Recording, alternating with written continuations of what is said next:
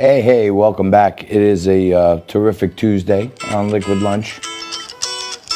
Now, this is a good old tune that I love, but if you want to know what's happening with your taxes and you want to know how you can plan for your future, you got to reach out to my friend Julio Gonzalez from Engineered Tax Services, and he joins me right now with Frankie. Hey, Julio, how are you? I'm playing your song in the background. Oh, I love the song. Thank you for doing that. It's great. How you doing, pal? Thank you for joining us. You look great.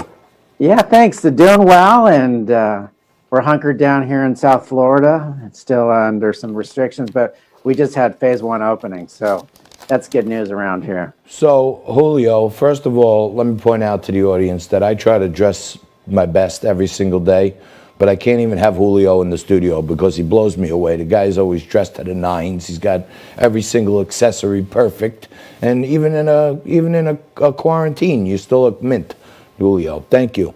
But there's so much going on, and I have been a proponent for the last couple of months now when we had Stephen Moore on the show of a payroll tax holiday.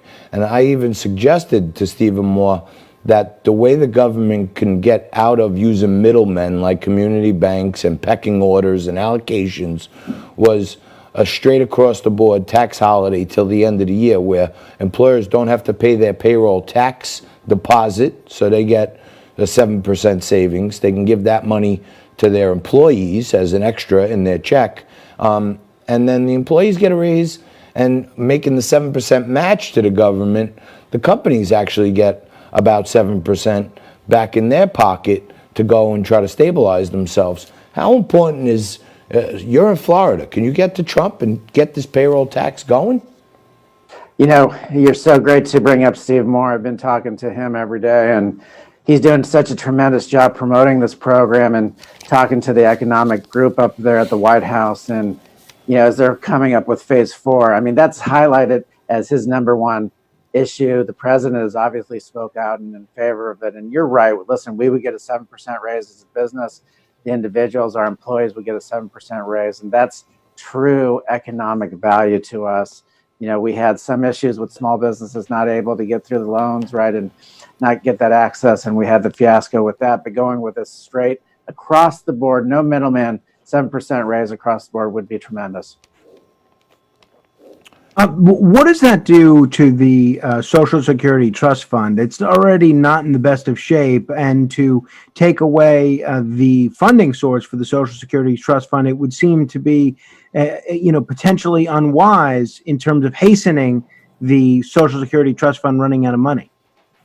Yeah, good point. I mean, it's the less of two evils, right? I mean, if we don't come back, you know, Steve Moore was saying, if we don't come out of this economic crisis by the end of the summer, 50-60% of businesses don't ever come back. And so we'll take these little tax dividend, distributions, and hopefully we'll be able to repay it as the economy comes back. I mean, you're right. I mean, it is the less of the two evils, I believe. Hey, Julio, being you talking to Stephen Moore every day, you could steal the idea from me because I'd love to see it happen. But one of the other things that was part of the plan that I had thrown at him when he was on the show was at this point, 1.7 million companies out of 30 million small businesses in America have got PPP loans.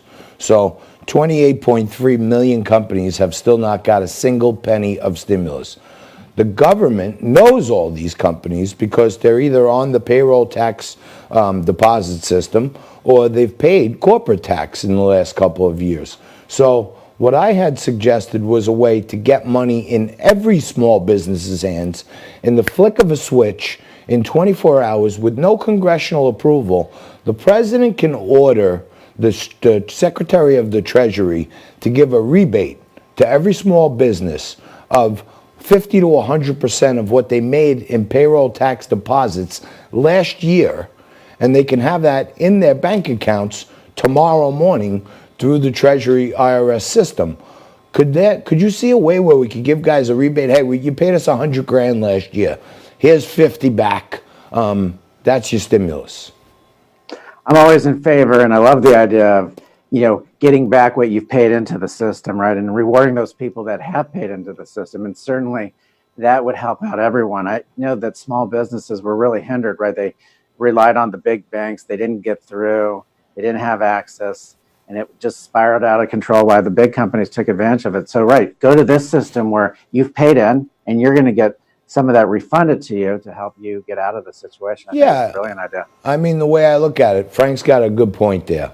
The Social Security Trust Fund is already underfunded, but it's also used as a slush fund for a million other things that us regular folks don't get to find out about it. But if you have to take a little bit out and give it back to businesses, this way you can give direct relief to every single company with W-2 employees who's paid taxes over the last 3 years. So you don't need KYC, you don't need a bank, you don't need an underwriting process. We know who you are, we know how much you've paid. We're going to take your average payroll deposit over the last 3 years. We're going to divide it by 12. We're going to give you 50% of that. They can put money in people's bank accounts tomorrow, and we don't even need any technology upgrades. You know, I love the idea and the fact that with the CARES package, we changed some of the tax rules so that small businesses could go back and amend tax returns, but it's too complicated for them. They don't understand the sophisticated tax code, that they don't have the team behind them. So instead of going through all that hassle and not even understanding the process, this would be such a much more direct process. It would be much more simpler and great. I mean, they paid in, they should get back. Yeah, I mean, it's not like they're owed it or anything, but instead of, inserting all these middlemen, you got the Treasury, you got the SBA, you got the community bank, you got all these levels of bureaucratic slowdown. I've just been feeling like the government can do a little holiday with a rebate, and all of a sudden everyone has money, and we're out of a recession in a month, to be honest with I you. like it. Yeah, I like it. I mean, I hadn't heard Steve Moore talk about that or discuss that on the. Well, he didn't agree with me, I can tell you that. Oh, he didn't agree on that one. Okay. All right. Well, I'll talk to Steve and see what he says. I think it's a good idea. All right. Well, Julio, thank you so much. Appreciate you giving us some time today, and we'll hopefully be back in studio for a liquid lunch in person very soon. Thanks for having me. I really appreciate it. Thank you, my brother. That's Julio Gonzalez. He's one of the best in the business. He is the best in the business. CEO of Engineer Tax Services, and he's all dialed in. He's like Mr. Trumpian, and the guy's got the finest threads you've ever seen, diamond cufflinks, matching pocket squares. He's quite the character. We're going to take a quick break, and Frankie and I are going to come back right after this to kick off hour 2 of Liquid Lunch.